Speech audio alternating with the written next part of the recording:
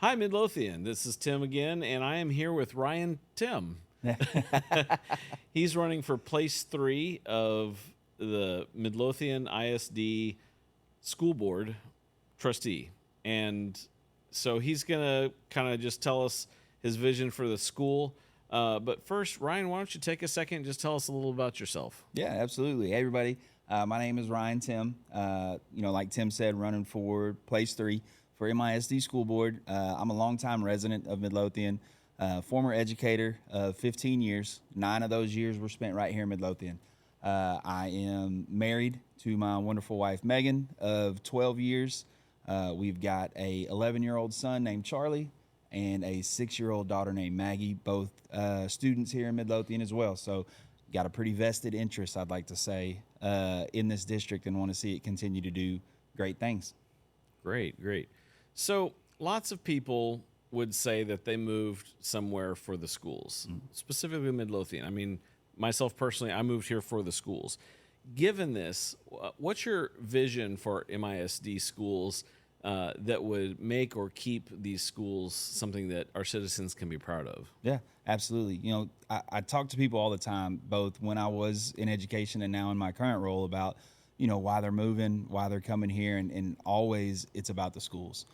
Midlothian has great elementary, middle, high schools, schools of choice. It's just a great place to be, period. And so when we think about that, we want to continue that tradition. We want to continue to be the best that we can in this area. And the way that we do that is we take care of our teachers. We take care of our administrators. We hire a great superintendent, which has been done by the board right now. Dr. Belding has come in and he's done amazing things. But I think the way that we do that is we have to continue to hold our expectations high, to build relationships, and really the main thing is to take care of the people that are taking care of our kids. Okay. Well, those people that are taking care of our kids, most people think of those people as the teachers. Yep. It is unfortunately generally accepted that Midlothian teachers make less than surrounding districts. Yeah. Do you have any thoughts on that? I think when you look at it, it actually is that is a correct statement. Right now our teachers, beginning teachers, first-year teachers to the district for sure, are making less than those in the surrounding areas. Unfortunately, there were some things that took place last year. They didn't get a raise. That hasn't always been the case. I think it's one of the things that the board has promised to look at. Our current board has promised to look at, and they are. And if you've watched, any of the budgeting meetings and the meetings that have taken place recently, it's a promise that they're looking to make sure that they keep. And it's a one that, a lot of times people always say when you talk about teachers and you talk about education, oh, they're in it for the intrinsic value. And let me tell you something, as a former education, that intrinsic payment you get from when I see a kid now that I had, in elementary, and they come running up, hey, Coach Tim, this is what I'm doing now, and I stay in contact with them. You can't beat that feeling. But you're also doing a job and providing a service, and so you need to get paid for it. If we could, teachers should be the best paid people in the world, because every occupation starts with a teacher, and not just teachers, administrators, paraprofessionals, everybody in a school. And so yeah, if we could rewrite the world, but I don't know that we can do that today, you and I, Tim. But I do, to go all the way back to the beginning of the question. Yes, I do believe that Midlothian teachers should be getting paid more, and I think it's something that is being looked at and will continue to be looked at and worked on. Well, while we're on the subject of money, vouchers. Yeah, Vouchers have been what I would call a trending topic lately. absolutely. So given their how they've been portrayed recently and the potential for them becoming part of the educational landscape, what are your thoughts on vouchers? It's like an onion. There's tons of layers to it. There's tons of layers to any kind of school finance. But the one biggest thing that I would say, and it's been my piece that I've told people multiple times, I believe that public funding should stay in public schools. Therefore, I'm not a fan of vouchers. Okay. All right. So you mentioned Dr. Belding earlier. I don't know if you've had a chance to spend a lot of time with him. What are your thoughts on how he's been doing and what he's done so far? I had heard beforehand, before I ever got the chance to speak to him or meet him, so many great things from multiple other superintendents, both that I had the opportunity to work with and that I'm friends with, and they all had nothing but great things to say about Dr. Belding. A couple weeks ago, I got to talk to him for the first time, and everything that they said was completely true. I think he's a genuine guy who loves his job. I got to go to the State of the District address last week that the chamber put on, and he's just up there just happy. He loves being here. I think he is invested in this community, and he wants to be here for a long time, and he is proud to get to showcase the things. Like, you go to a board meeting, and that whole first part is the celebrations, and he's up there with a huge smile on his face, handing out his bracelets, just excited to be there. And so I look forward to hopefully having the opportunity to get to know him a little bit better, work a little bit closer with him. But right now, I think he's killing it. Awesome. That's really encouraging. I'm glad to hear that. So, speaking of administrations, is there anything that the previous administration maybe you wish had done differently, or that you would have done differently? Yeah. I was thinking about this question on the way here, and not to go too deep, but there are a few things, some decisions that were made. The first one off the top of my head was the PEMS clerks being pulled from the campuses and sent to central admin. Attendance is always a big thing on campuses, and when those PEMS clerks were pulled, it pulls away a piece of that relationship that's built or able to build, especially, all of my administrative career was at elementary. So, the kid can't always help it when they don't come to school and their attendance is low. So that PEMS clerk, and I worked with some amazing ones, builds a relationship with the parents and can have that and say, hey, get your kid to school. They need to be here. And when they're pulled from the campus, it's harder to build those relationships. And so I know that there were thoughts and things behind that I wasn't privy to at the time. But off the top of my head, that was one of the first things that I thought of. Okay. So a lot of people honestly don't really understand what school board members do or what they're empowered to do.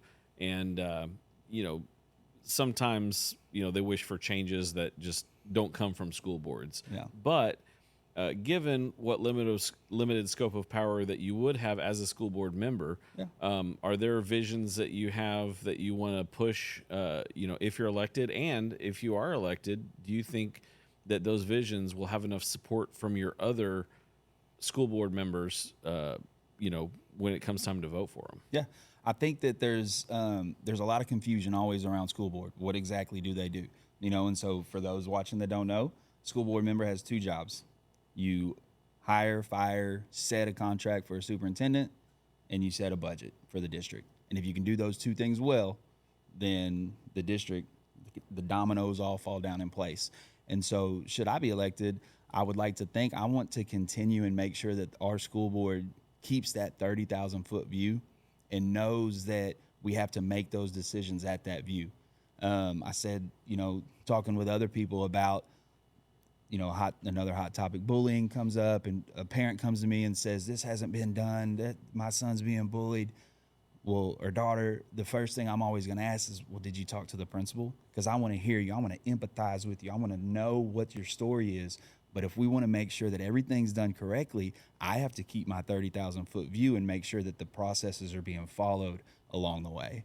And so my thought and hope would be for us to maintain that 30,000-foot view, to keep the great district that we have going and work alongside with those board members that are currently there. And I think we can accomplish great things. Okay, fantastic. So you mentioned this earlier. Last year, there were not raises given out.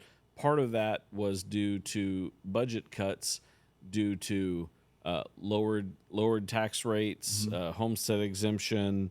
There was also the bonds being defeated, and I'm sure everybody sympathizes with this. The expenses going up, costs on everything going up. So we're paying more for everything. We have less money coming in now due to some of the things that have happened. What are your thoughts on the potential for the looming potential for a deficit budget? I think that as a district, we have to be prepared for that. You know, right now, if you watch the budget meetings, we're 6.6 million in the hole, or in the deficit, not in the hole, in a deficit. But our board is working hard to make sure that we're doing things like paying off loans early to save millions of dollars and having that forward thinking to plan through if it is going to be a deficit budget, and it's looking like it. And a lot of that stuff, that's not a Midlothian problem. That's a Texas problem. It's a state problem because of this funding that's not coming in. And so if a deficit budget is the way that we have to do it to make sure that our kids are still getting educated and our teachers are getting taken care of, then that's the plan we've got to move forward with. And unfortunately, you know, because I haven't been behind the doors and seen everything laid out, I'm not, you know, fully equipped to speak on that. But I know if that's what it takes to get what we need, then that's what we're going to do. Okay.